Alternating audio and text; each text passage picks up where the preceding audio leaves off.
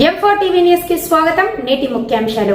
జిల్లాలోని కడెం మండలంలోని పెద్దబల్లెల గ్రామ పంచాయతీ పరిధిలోని ఉప్పరిగూడ గ్రామంలో నిన్నగాక మొన్న ఒక చిన్న చంటిపిల్ల తల్లి అయినటువంటి ఒక గౌడ సోదరి, మరి పక్కనే ఒక దళిత కాలనీ ఉంటది. ఇక్కడ ఉన్నటువంటి అంగన్వాడీ కేంద్రం ఆ పక్కనే ఒక కిలోమీటర్ దూరంలో మరి అక్కడ కేంద్రం ఉండడం జరిగింది.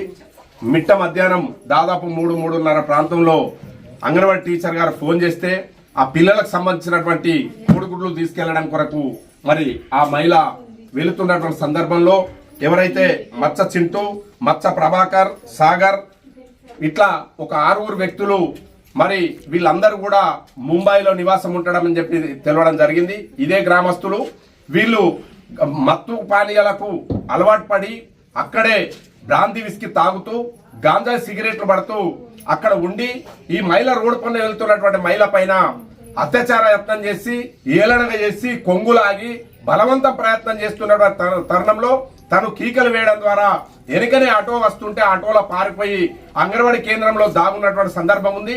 మరి అంగన్వాడీ ఆయా సమక్షంలోనే ఈ 6 ఎవరైతే గాంజా సేవించున్నటువంటి వ్యక్తులు, మరి పీకల్లాక కళ్ళు తాగినటువంటి వ్యక్తులు, ఈ మచ్చ చింటు గాని ప్రభాకర్ గాని వీళ్ళందరూ కూడా వెంబడించి ఆయా ఇంటికి కూడా వచ్చి తను డోరేసి ఉన్నా కానీ అక్కడే కావలు కాసి మళ్ళీ అంగన్వాడీ టీచర్ వచ్చిన తర్వాత కూడా ఆ టీచర్ కూడా వాళ్ళని బెదిరిస్తే కూడా వినవకుండా వాళ్ళ సమక్షంలో దాడి చేసి మహిళను అసభ్యకరంగా మాట్లాడుతూ నోటికొచ్చిన విధంగా చేస్తూ అక్కడికి వాళ్ళ బంధువులు చేరుకుంటే వాళ్ళపైన గ్రామస్తుల సమక్షంలోనే ఒక ప్రభుత్వ అధికారైనటువంటి అంగన్వాడీ టీచర్ ప్రభుత్వ ఉద్యోగి సమక్షంలోనే దాడి చేసి ఇష్టం వచ్చిన కొట్టి తలలు బలగొట్టి మొత్తం విపరీతంగా చంపేస్తామని దాడి జరిగి విపరీతమైనటువంటి సందర్భం జరిగితే పోలీసులు మరి ఎస్ఐ గారు అప్పుడు లీవ్ లో ఉన్నారని చెప్పి కడెం ఎస్ఐ గారు లీవ్ లో ఉన్నట్టుగా తెలిసింది. కానీ వాస్తవానికి ఆ దాడి గంటకు పైన జరిగింది. పోలీసు వాళ్ళకు 100కు ఫోన్ చేస్తే ఆఖరికి పోలీసు వాళ్ళు వచ్చే వరకు కూడా ఆ దాడి కొనసాగుతున్నది. ఆ దాడి కొనసాగుతున్న సందర్భంలో ఆ మహిళ చంటిపిల్ల తల్లి పారిపోయి ఒక నీళ్ల చెరువు తూములో కూడా జాగున్నటువంటి సందర్భంలో ప్రాణరక్షణ కొరకు ఆ తూములో జాగున్నటువంటి సందర్భం ఇవాళ సంఘటన జరిగింది. కానీ వాళ్ళ పోలీసు వాళ్ళు పెట్టిన సెక్షన్స్ ఏమున్నాయి? నామమాత్రం తిట్టుకున్నారు, కొట్టుకున్నారు, దాడి చేసినారు తప్ప మరి అక్కడ హత్య ప్రయత్నం చేసినటువంటి 307 సెక్షన్ కింద హత్య నేరం బుక్ చేయాల్సినటువంటి అవసరం ఉంది. అమ్మాయి పైన అత్యాచార ప్రయత్నం చేయడం కాదు, బహిరంగంగా ప్రజల ముందు మరి మత్తు పానీయాలు సేవించినటువంటి వాళ్ళు, గాంజా తాగినటువంటి వాళ్ళు, బ్రాందీ విస్కీ తాగినటువంటి వాళ్ళు, వాళ్ళని వెంటనే ఈ రోజు వరకు కూడా ఇప్పటి వరకు కూడా వాళ్ళని అరెస్ట్ చేయలేదు. కనుక వెంటనే వాళ్ళని అరెస్ట్ చేసి వాళ్ళను నార్కోటిక్ టెస్టులు చేసి ఏం మత్తు సేవిస్తున్నారు అనేది కూడా బహిరంగపరచాల్సినటువంటి బాధ్యత జిల్లా పోలీస్ అధికారులు అని చెప్పి సందర్భంగా విజ్ఞప్తి చేస్తా ఉన్నాం.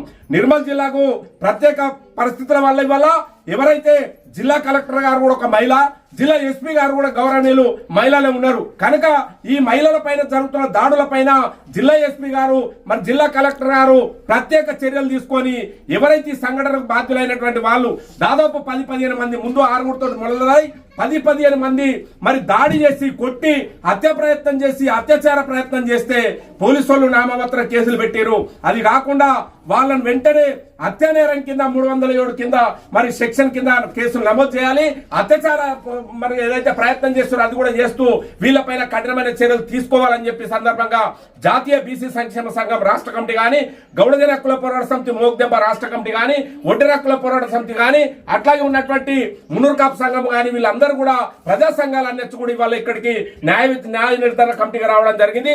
జరిగిన సంఘటన పైన పోలీసు వాళ్ళు వెంటనే నామమాత్రపు కేసులు కాకుండా ఎస్పీ గారు ప్రత్యేకంగా స్పందించి వీటిపైన తీవ్రమైన శిక్షలు పెట్టి మరి వాళ్ళపైన చర్యలు తీసుకుంటే తప్ప, ఎందుకంటే పట్టబగలు ఒక గ్రామంలోనే ప్రజల సమక్షంలోనే గాంజా సేవించి దాడులు చేసి హత్య ప్రయత్నం చేసి అత్యాచార యత్నం చేస్తే మరి చర్యలు లేకపోతే ఇవాళ ఇది కరైంది కాదు.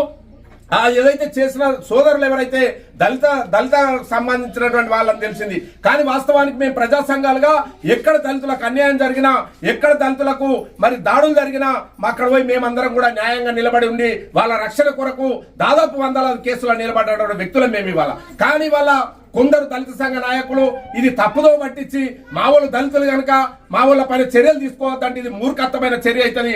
దళితులకు రక్షణ కొరకు చట్టం ఇచ్చింది, కానీ దళితుల చర్యలకు చట్టాన్ని అడ్డం పెట్టుకొని బడుగు బలైన వర్గాల ఇతర మహిళలను అత్యాచారాలు చేస్తాం, హత్యలు చేస్తాం, దాడులు చేస్తాం, చంపేస్తామంటే ఇది సరైంది కాదు. కనుక బేషరత దళిత సంఘాలన్నీ కూడా వెంటనే స్పందించి ఈ జరిగినటువంటి మహిళల పైన జరిగిన సంఘటనను, ఇక్కడ జరిగిన దాడి సంఘటన పైన స్పందించి వాళ్ళ కఠినంగా శిక్షించే విధంగా వాళ్ళు చర్యలు తీసుకోవాలని చెప్పి కూడా ఈ సందర్భంగా విజ్ఞప్తి చేస్తాను. ఎందుకంటే మేము చరిత్రను ఎక్కడ దళితులకు జరిగిన చుండూరు మొదలుకొని ఎన్ని జాగాలు జరిగినా మేమందరం కూడా వారి కొరకు మేము పోరాటం చేసినాం. కానీ ఇక్కడ ఒక చంటి పిల్ల తల్లి పైన మీ సోదరులు ఇవాళ మత్తు పానీయాలు సేవించి, గాంజా సేవించి, కళ్ళు లాగి నడి రోడ్డు పైన మరి అత్యాచారం ప్రయత్నం చేస్తే స్పందించాల్సినటువంటి బాధ్యత మీ పైన ఉంది. కనుకనే భవిష్యత్తులో మళ్ళీ మీకు అన్యాయం జరిగినప్పుడు ఇతర ప్రజా సంఘాలను కూడా స్పందించాలంటే ఇక్కడ జరిగిన సంఘటన పైన కూడా మీరు కూడా స్పందించి వాళ్ళకి శిక్ష పడే విధంగా చూడాలని చెప్పి ప్రత్యేకంగా జిల్లా ఎస్పీ గారు, కలెక్టర్ గారు ప్రత్యేక చర్యలు చేపట్టబడినట్టయితే ఏదైతే నామమాత్రం కట్టిన కేసులన్నిటి కూడా కాకుండా